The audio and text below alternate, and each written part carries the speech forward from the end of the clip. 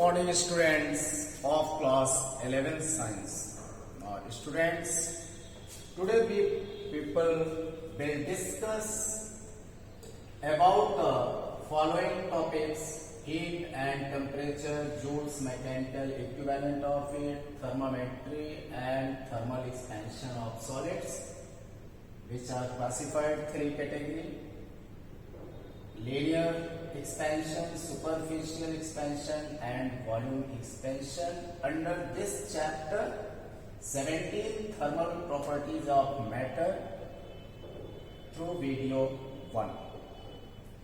All the matters are given at the page number 665 to 670.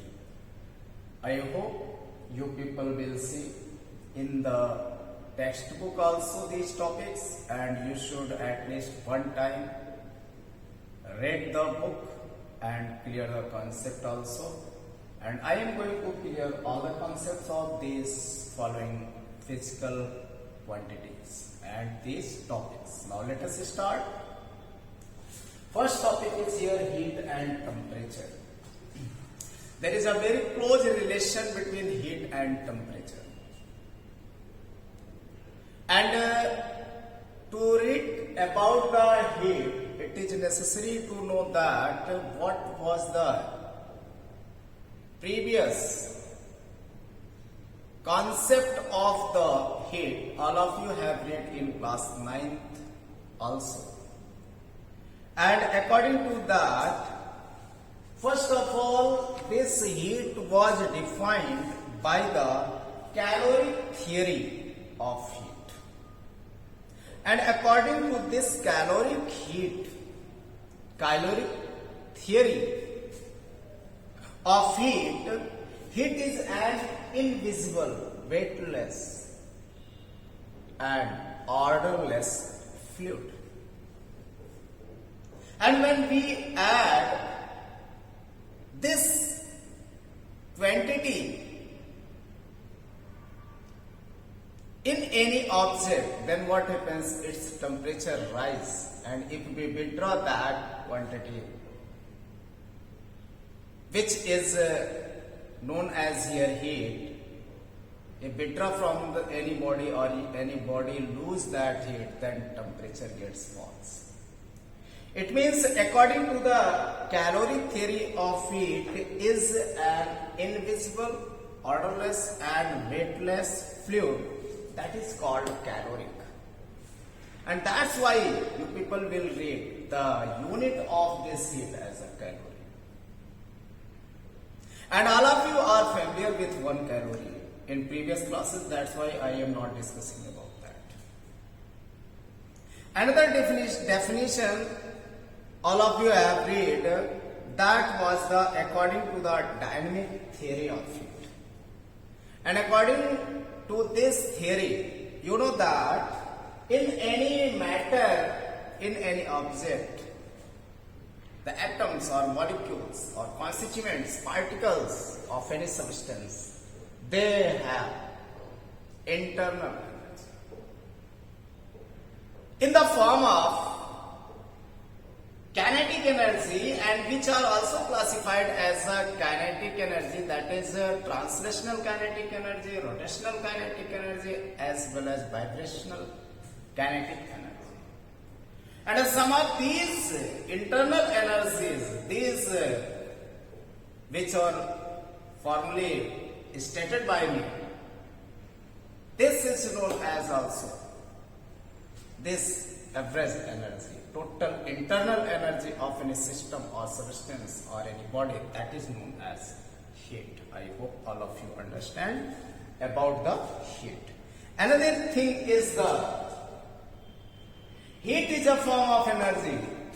You people, I think, have read in the previous class 7th or 8th, that heat is an energy in transit that flows from high temperature to low temperature. One more thing, you have read that heat is a form of energy which produces in us the sensation of thermal conditions. And in this way, number of definitions you have read. That's why I am moving on the next topic, that is the temperature. And you should know what is this SI unit of heat. The SI unit of heat is joule, because this is the form of energy.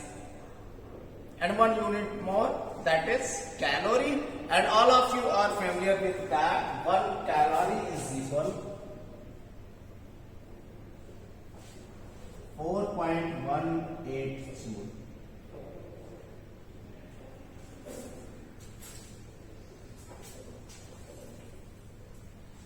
Or you can write 4.2. And from here one concept also arises, which was given by Joule. That's why it is known as Joule's mechanical equivalent of heat.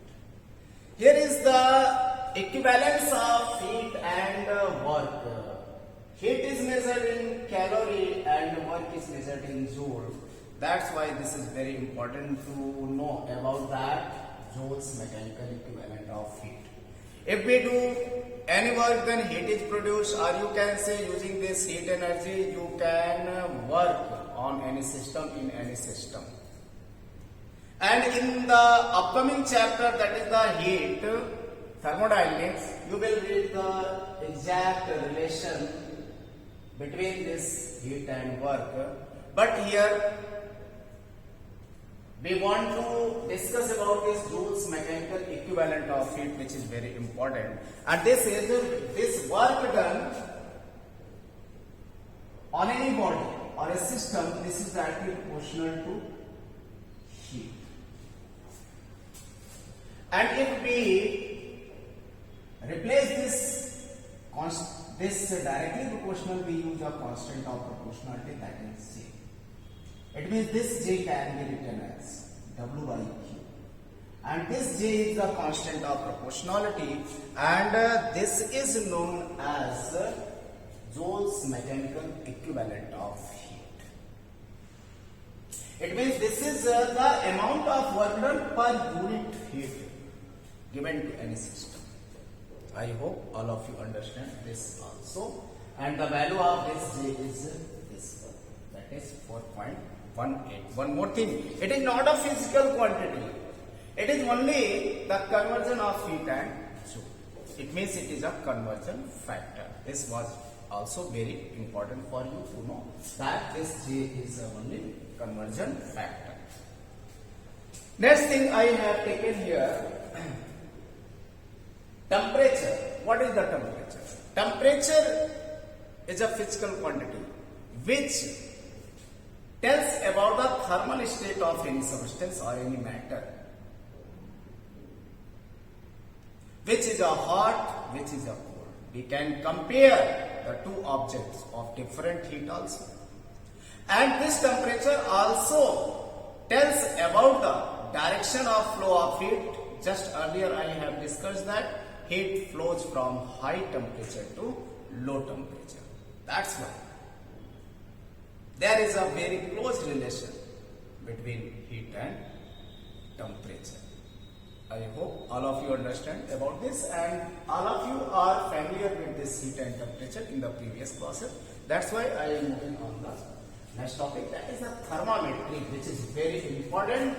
And on the level of class 11, from here topics are very important.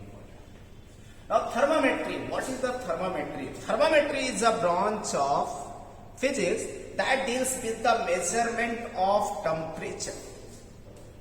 Measurement of temperature, thermometry, temperature. It means we will discuss about the measurement of temperature under this branch of physics, which is known as thermometry. And the device which is used to measure that temperature, that is known as thermometer. Already all of you have seen in the physics lab also. 3 types of thermometer in the lab: Celsius, Fahrenheit and Kelvin. Now, how it works, what is the principle of thermometer, this is very important. Now for this, measurement of temperature under the branch of physics thermometry, we use a device that is known as thermometer. How it works, this is very important. For this, we have to select a measurable quantity whose value should vary with temperature. If it will be uniformly, it is give the most accurate value, and it should be also. For example, if we take this scale. Now on this scale, here is a lower fixed point, that is 0 centimeter, and this is upper fixed point. It is a semi scale, that is upper fixed point is here 50 written. It means to make a thermometer, we have to fix two values, one lower fixed value and another is upper fixed value. And a number of divisions are given in these two fixed points and they are equally subdivided. Suppose we take a measurable quantity X, and that is also known as, which is very important, thermometric property. That is known as thermometric property. Suppose we take a scale like this. Here is a lower fixed point and here is upper fixed point. Lower fixed point is at Xi. Why I am writing I will discuss that. First of all, listen here. And this is the upper fixed point is Xf. This one. And here is suppose n number of divisions. These are equally subdivided. N number of intervals or n. You should write that one. And if we require to measure the temperature at a particular position, like look here, what will be the value? Then this is suppose at any given temperature, this measurable quantity is Xt. Now this T will be, and that depends on the types of the thermometer. I will discuss this one. This T will be this Xt minus this Xi by Xf minus Xi into n. This is very important.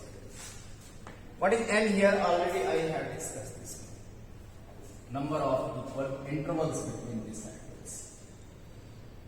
In this manner, we have to use the thermometer. And this X, whatever I have taken here, X, this X is known as thermometric property. It means here I have written I and here is F. For we take a mercury thermometer. Look here.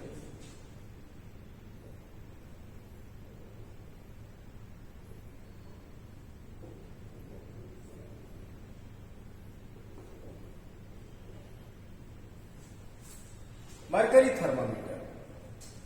And for this mercury thermometer, we use the mercury which is in liquid state and in which the expansion is taking place uniformly with the effect of temperature.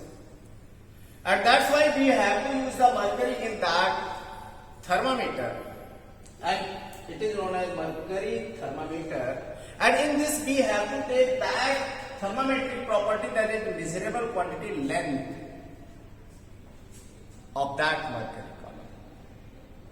And this is classified, I am discussing only two. First is centigrade or Celsius scale. This is first type. Celsius scale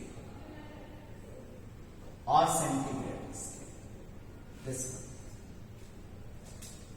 Now, what about this Celsius scale? Already all of you have read.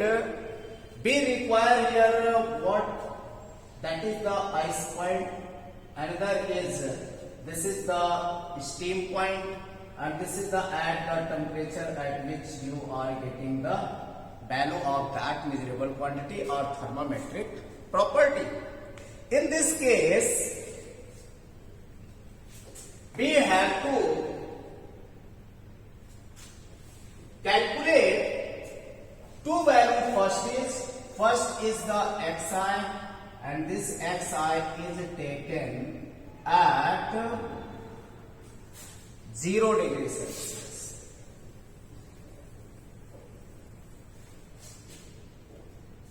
First is Celsius scale. And what is the ice point of this? First of all, you should know this one. And this ice point is 0 degrees Celsius. And second is the freezing point, or this is the freezing, and another is the steam point. Steam point is 100 degrees Celsius. Now here, if we take here in this thermometer, X is replaced as L. It means Xi here will be what? L0. We take the measurable quantity, that is the length column of that multiple.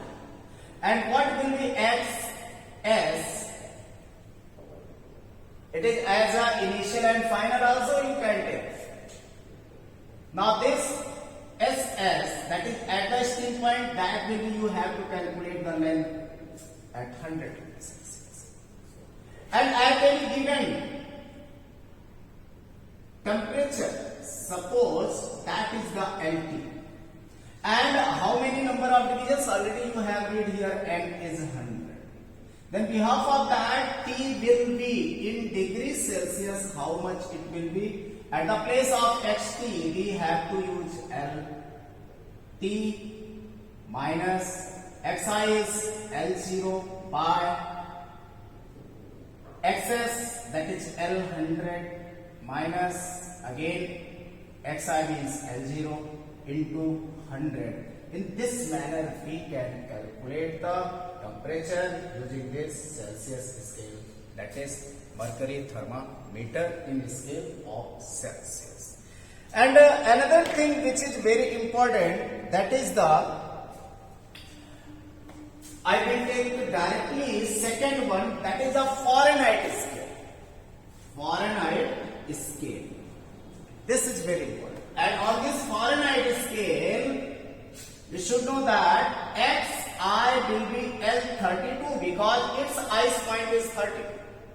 And x steam, that is L, that is the upper fixed point. Listen carefully. That is the upper fixed point, and that will be 212. You have it. That's this is very important for you. You should know that the ice point and steam point, or you can say lower fixed point and upper fixed point, or you can say initial and final. And at any given temperature, that is the xt. This is suppose LT. And here number of division is how much? They are equally divided. 212 minus 32, you will get 180. This is very important. Now, what happens here? This T in Fahrenheit, that will be at the place of xt, that is LT minus xi is L32 by again L212 minus L32 into 180. This will be the value of that. I hope all of you understand this one very well, in which manner you have to calculate.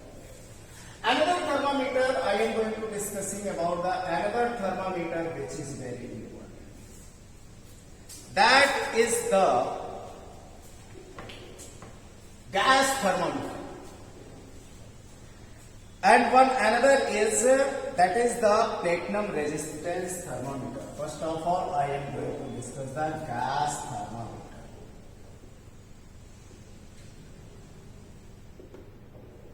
For the gas thermometer, we take two types again at constant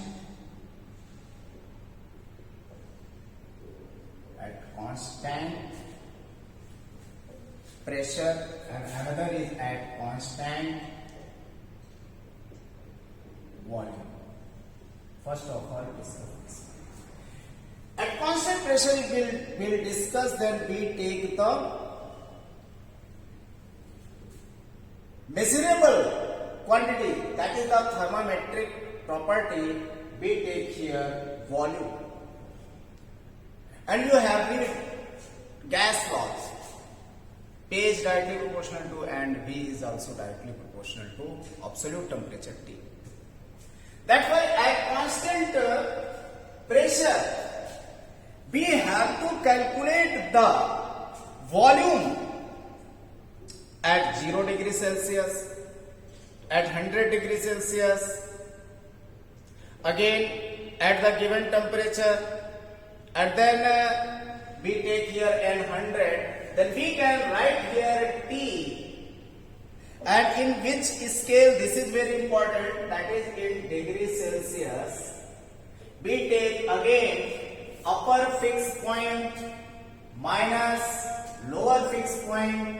This is on denominator, and here is on the scale minus lower fixed point into N. Now on numerator again at a given temperature.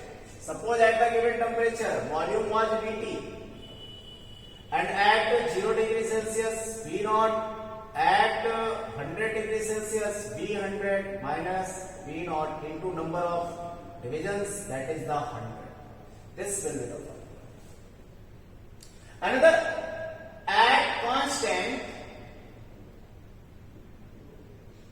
volume, in the same manner we can write this T in degrees Celsius. That is, this time pressure is varied because volume is made here constant. Now Pt minus P0 by P100 minus P0 means not, you can say here also 100. In this manner we get the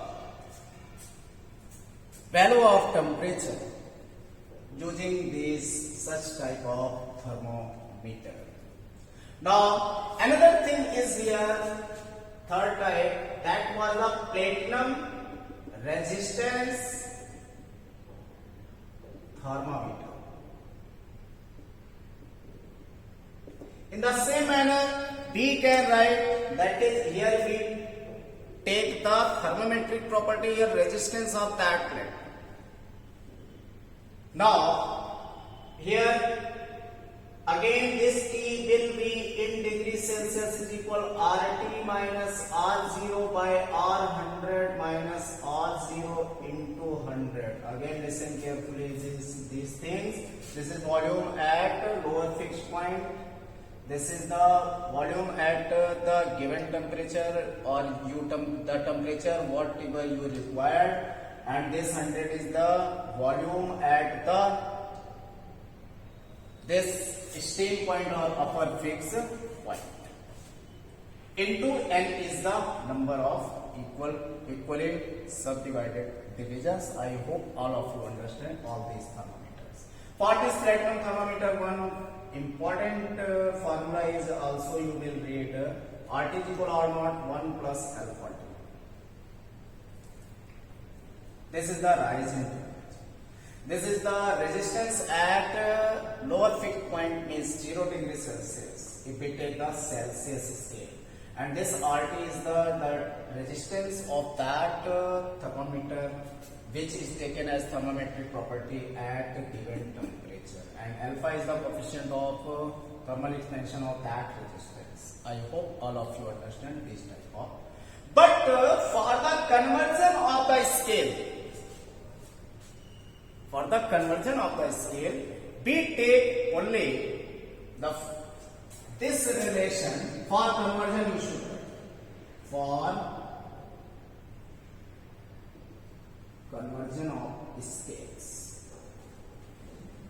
We should use here Celsius, Fahrenheit, Kelvin also, and one is Reaumur. Now here, its lower fixed point is 0 and upper fixed point is 100. Its lower fixed point is 273 and upper fixed point is 373.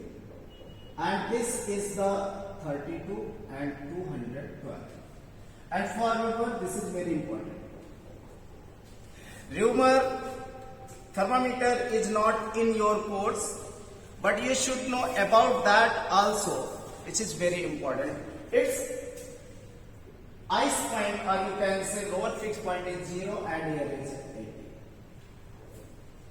And they are equally subdivided into 100 divisions. In this also 100 divisions. In this how many divisions? 180 and here is 80. These are called lower fixed point. They are taken as ice point. And these are taken as upper fixed point. Upper fixed point. They are taken as string point. Now, for any scale, we should write this is upper fixed point minus lower fixed point. This is very important. And another is, look here, what are required? Here is again actually scale and minus lower fixed point. It means we can say here, directly we can write the measurement will be same. Manner. We take the measurement in the same manner. Values will be different. Look here, we should know that scale minus lower fixed point by upper fixed point minus lower fixed point. This should be constant. It means we can write here scale on Celsius scale. We should write here what? C minus lower fixed point of that 0 by upper fixed point was here is 100 minus lower fixed point is 0 is equal. On another scale Kelvin, scale is Kelvin minus lower fixed point is 273 upon upper fixed point is 373 minus lower fixed point is 273. In the same manner, on the Fahrenheit, scale is F minus lower fixed point is 32 by upper fixed point is 212 and lower fixed point is again 30. Is equal. On the Reaumur thermometer, scale is R and lower fixed point is 0 by upper fixed point is 80 minus lower fixed point is 0. In this manner, you can take the relation between any two scales, and this is your work. This is your homework. Or you can place these values directly in the numerical problem. You will get the simply conversion between any two scales. I hope all of you understand this one also. Now, you should write down all the things. After that, I will continue. And you can take a screenshot of it also. Doesn't matter. Okay. Now I am going to discuss another. In this manner, again listen carefully. If in this manner in numerical is coming, then use these formulae. And if in this manner you are getting like that, at which temperature the Fahrenheit scale and Celsius scales are equal, then take this and put their values, same values, x, and solve this using the cross multiplication. You will get the result. I hope all of you understand this one. And when the values are given like that, at 0 degree Celsius its length is this, at 100 is this, then how much at this length, then we use this formula. I hope all of you understand this one. Now I am moving on the next topic, that is the thermal expansion of solids. Thermal expansion of solid, this is the another concept. All of you know that, except few materials such as water, silver, iodide, silica. Leaving these one, it means these are taken as an exception. Then all the matter or substances beyond this, beside these, which are named by me, gives the same pattern of expansion on increasing the temperature of the body. It means if you provide the heat to any object, then it is start to expand.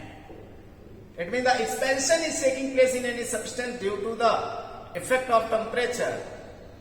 If we provide the heat, that is known as thermal expansion. And we will discuss about this thermal expansion in solid. These are three types of: linear, superficial and volume. When the expansion in any body is taken as along one dimension, it means along its length only, that type of expansion is known as linear expansion. And when the expansion is taking place along two dimensions, such as along length and breadth also, then this type of expansion is known as superficial expansion. And when there is an expansion in any substance with the effect of temperature is three-dimensional, that is along length, breadth and height, then that type of expansion is known as volume expansion. Suppose we take a rock whose length is much larger than its diameter, then it shows the linear expansion. Suppose we take a laminar sheet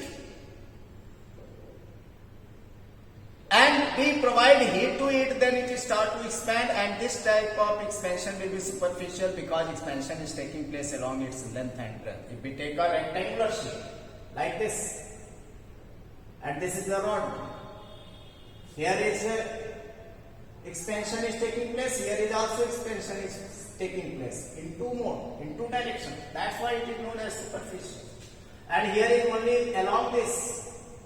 That's why it is known as linear. And volume, suppose we take a cupid or a sphere, this, then what happens?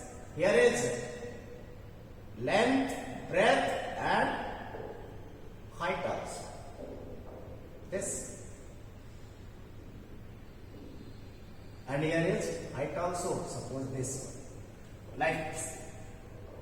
It means, first of all, we want to discuss about the coefficient of these linear, superficial and volume expansion and what will be the relation among them.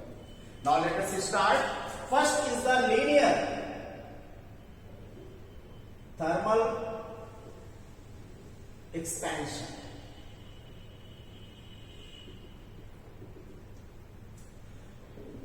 Suppose any rod have initial length L0, that is at 0 degrees Celsius. Suppose, or you can say at T1 degrees Celsius, doesn't matter what will be its initial temperature. And after I have taken at 0 degrees Celsius, at temperature T it becomes 80. Now, what will be the change in length? That is known as the expansion, Lt minus L0. This was the initial length and this will be what? Final length. It means change in length, final minus initial. And this delta L depends on two factors. First is it directly proportional to its original length. It means more length, then more expansion is taking place. And second is this is also directly proportional to rise in temperature. This is the rise in temperature. In degrees Celsius I am taking this. And in this manner, if we combine these both relation, then we get delta L. That is the change in length is directly proportional to L0 and delta T. Or we can write this delta L is equal. Replacing this, we use the constant of proportionality alpha, L0 and delta T. And this alpha is nothing. This alpha is a constant of proportionality, and this is known as coefficient of linear thermal expansion. And in this manner, this formula is very important. And you can define this alpha also, that is delta L by L naught into delta T. If we take L naught is equal to unit and delta T also take unit, that is in, you can take this meter and this degree Celsius or degree Kelvin, whatever the scales are here. Now what happens? It means we get that alpha is equal to 1.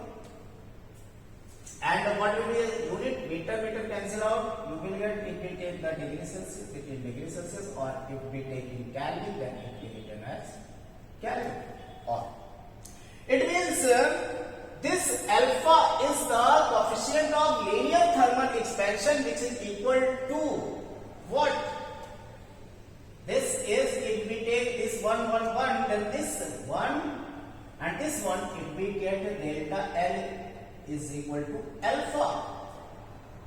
It means, again listen carefully, the coefficient of linear thermal expansion alpha is defined as change in length of unit length of any object or rod when its temperature rises 1 degree Celsius or 1 Kelvin. And another thing we can write here, this at the place of this delta L, we can write LT minus L naught is equal here L naught, alpha and delta T. It means we can write here delta T is equal L naught plus L naught alpha delta T, or we can write here LT is equal L naught is common 1 plus alpha delta T. This will be the another formula for the final length after rise in temperature T, that is delta T, rise in temperature delta T. I hope all of you understand this relation. In the same manner, we can write AT, that is for the superficial, that is A naught into 1 plus here beta is written. In the same manner, you have to replace this L naught and LT by A naught and AT. A naught is the initial area, that is the area of the rectangular or laminar at 0 degree Celsius, and AT is at that particular temperature, and this delta T is the rising temperature. And beta is the coefficient of superficial expansion. And in the same manner, we can write Vt is equal V naught into 1 plus gamma delta T. This will be the V naught is the volume at 0 degrees Celsius. This is at Vt at any particular. I am going to see that it is visible or not. Yes, it is visible. Okay.